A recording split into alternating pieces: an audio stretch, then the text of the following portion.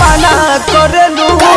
कमर में दर्द के बहाना करेलू गोरी कमर में दर्द के बहाना करेलू गोरी कमर में दर्द के बहाना करेलू माई रे।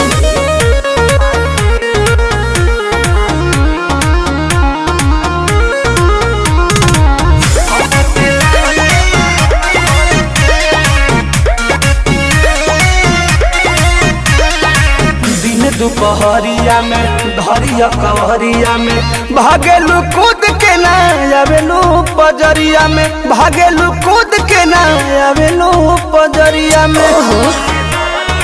ए जी हो अपना सुख खाती हमारा के दुख